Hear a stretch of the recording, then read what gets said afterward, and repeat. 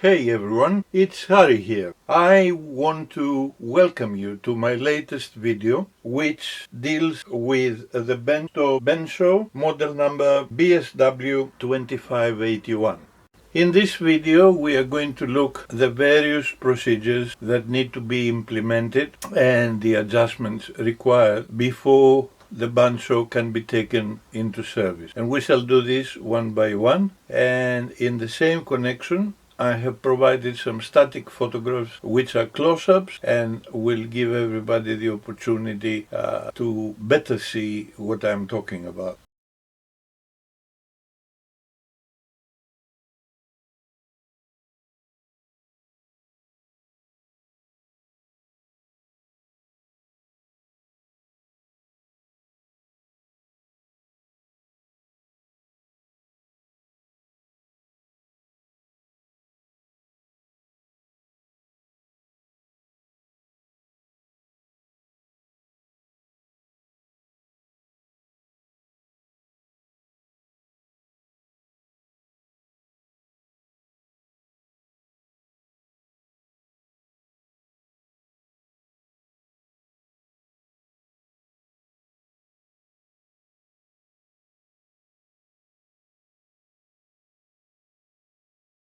At this moment in time, the bandsaw is disconnected from power, and I will open the lower and top compartment to show you the contents and explain the various parts that we need to tackle. Before I go any further, please let me remind you that here and here we have two emergency switches, so to speak, which operate to stop the bandsaw from running if one opens either this door or this door during the time the bandsaw is operated. It's a safety feature, and I believe it is a very welcome one for a bandsaw of this size and price. We now turn our attention to the bearings. The bearings are for the lower wheel, here and here. These are the side pins, and this is the thrust roller ball bearing. Let me open this one so you can see better how this housing is arranged.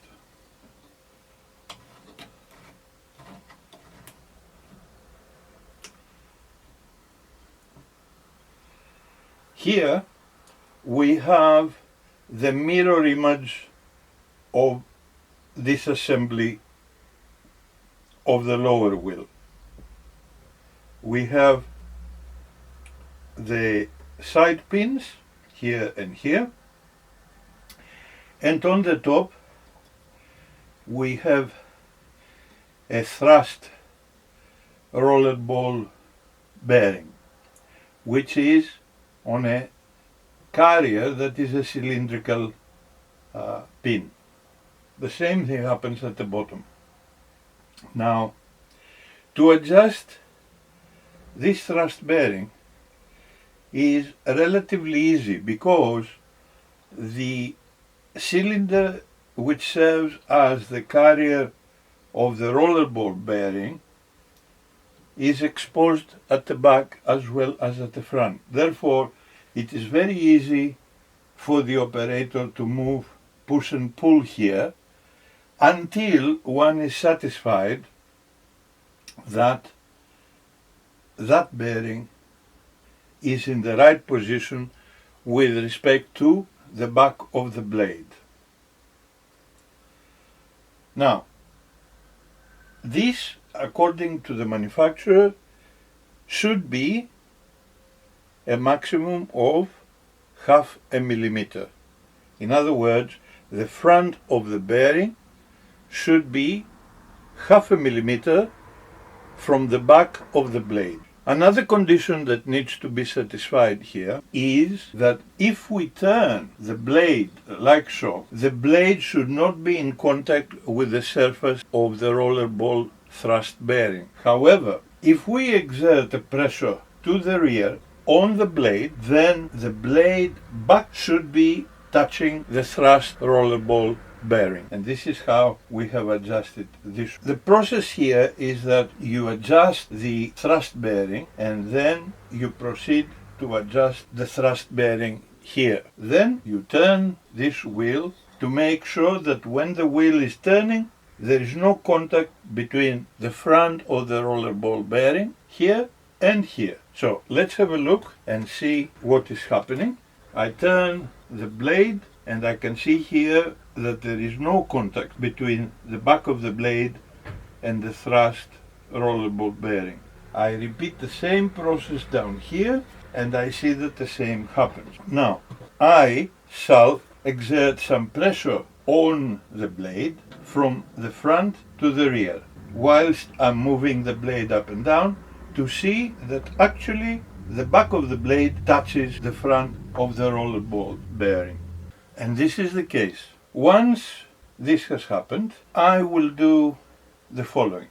I will take masking tape, electrical insulation tape, which I have measured and found that its thickness is 0.56 of a millimeter. The manufacturer recommends that this should be 0.50, but 0.56 is near enough. What I will do with that is that when I'm adjusting the side pins, I shall cut this tape in half and I shall insert one part on one side of the blade and another part on the other side of the blade.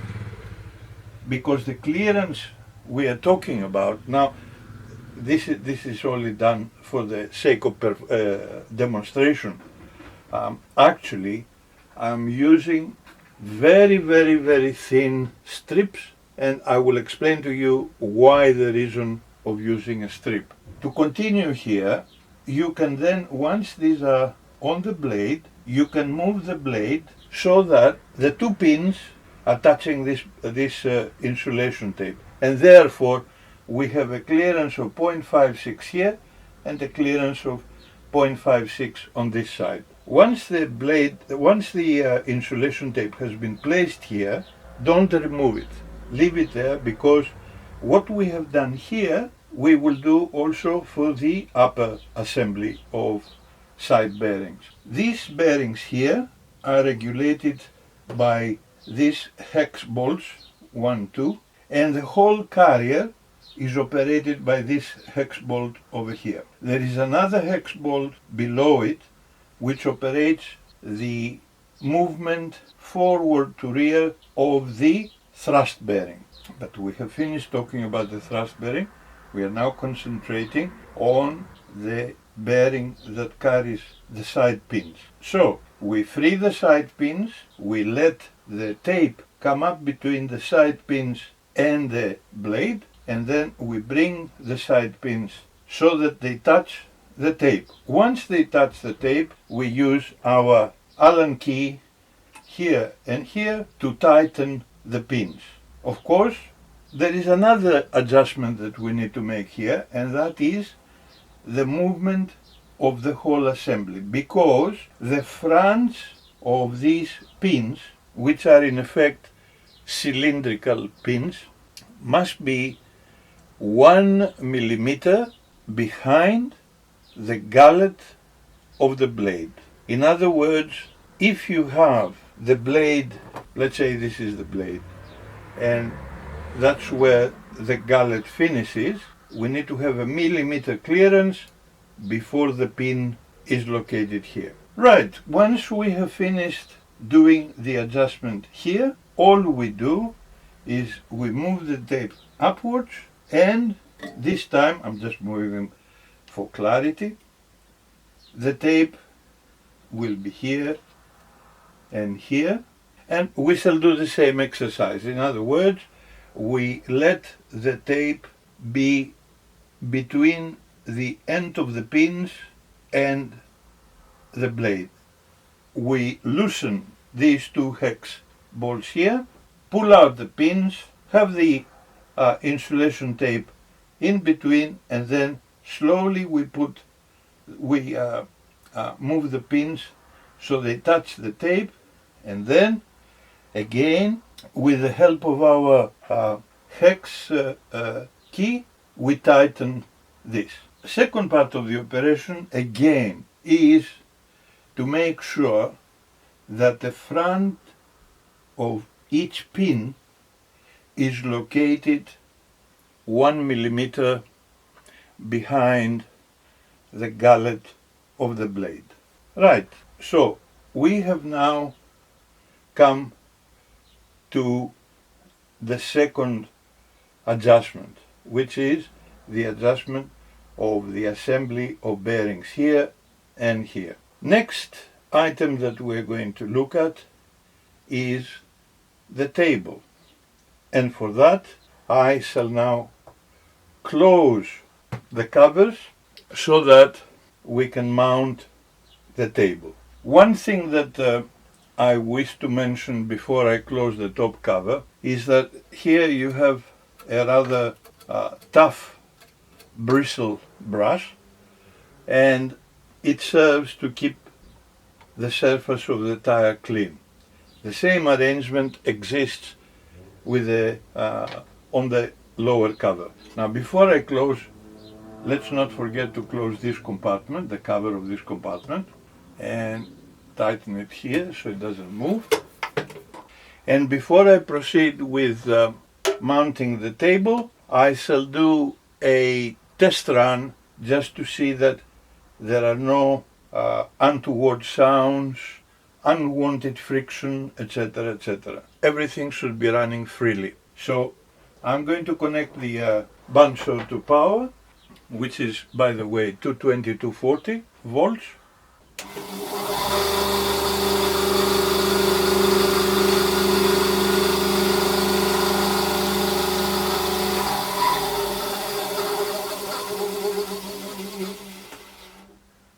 As you saw, the system is running free and satisfactorily. So now we shall move to see how we mount the table, which is part 3 of our video. Before mounting the table, I wanted to show you that on the underside of the table we have a trunnion, and in the center here we have a nylon guard, so to speak. There is a cut from the front to the guard, and therefore the table has got to be mounted from the rear. This is a view of the top of the table. As you can see, there is a ruler here, and here we will attach 2 hex bolts which will hold the 2 pieces safely together. In order to secure the trunnion to the body of the bandsaw, I will be using this bolt with a rather heavy washer and this lever bolt, which again is fitted with a rather heavy washer. To hold the 2 parts of the table together, I have been provided with this channel bar and hex bolts and butterfly nuts. I shall secure this on the table now. As you can see, I have placed the hex bolts here and the bridge underneath, and my next step will be to tighten these hex bolts. We now need to make sure that the plane of the table is at 90 degrees with the vertical plane of the blade. And to do that, let me lift this, secure it, and with the aid of this accurate square, I shall now try to see if the blade is tangential to my square. And as you can see, it is 100% tangential. I shall repeat the exercise from this side, and this is the case from this side as well. So this part of adjusting the table to the vertical plane of the blade is now complete. Just to make sure that things are as they ought to be, I'm going to run a little test to prove that everything is fine. I shall use this piece of wood, and what I shall do is I shall, let me mark it here, I shall make a shallow cut, and then you will see how we proceed.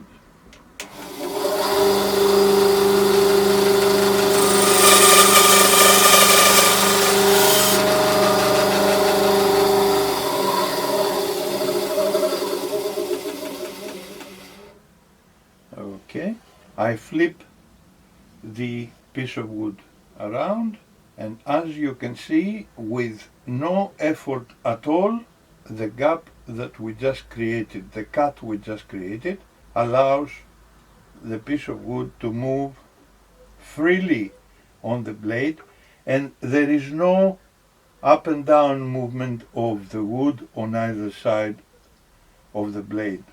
Therefore, we have satisfied this condition.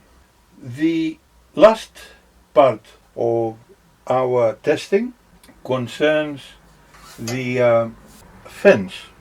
This is the fence that has been provided by the supplier, and let me tell you that when this is tightened via this handle here, it is perfectly immovable. It is very, very secure. Now, what I'm going to do is I'm going to use the ruler that I showed you earlier, and I'm going to place this ruler on the table like so, and make sure that the ruler lies between the teeth, because as you know, these teeth are offset. In other words, the teeth are going this way. I don't want, therefore, the ruler touching the teeth, because each alignment will be upset. So I have done this, and basically I very gently press the ruler to make sure that it is in full contact with the plane of the blade, the material of the blade. I'm going to bring the fence as near as possible, but not touching the blade. I don't want that. And I'm going to very delicately tighten the fence, and now I will observe the clearance between the material of the fence and the edge of the ruler here, the material of the fence and the edge of the ruler over here. There is a slight difference. This is larger, the clearance here is larger than the clearance here. So by way of these two hex bolts, I'm going to carry out a small adjustment to the fence. And what that entails is to come to pressurize here, and at the same time secure the hex bolts. Once we've done that, we look again, and we now visually see that the clearance here and here are equal.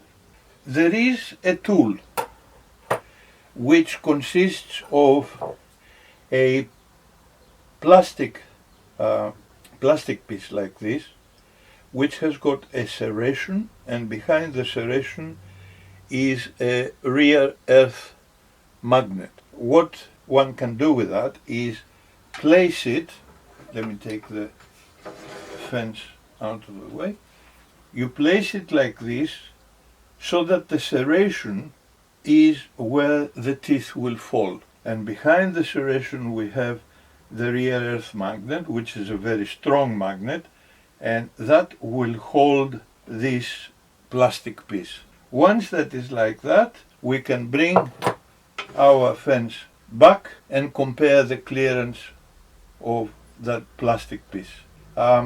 This is a piece of equipment called FAST, F-A-S-T, and it is supplied by a manufacturer in America. It is a good way of actually adjusting the plane of the blade and the plane of the fence. If anything, I would say this is perhaps the best way of making this adjustment. Well, we have now reached the end of our adjustments, and equally we have reached the end of this video. I hope you found this presentation useful, and I want to thank you very much for taking the time to go through it with me.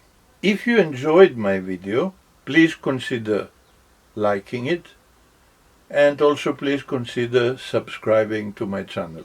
If you have any questions or remarks or comments, please leave them in the description, and I will come back to you within at least 2 days, no longer. I do try to produce videos in line with your comments, and therefore I do value your responses. Please keep them coming. Stay happy, stay healthy, and stay safe. And I hope to see you in my next video, which should be on coming Tuesday, and it will be dealing with pocket holes. Bye bye.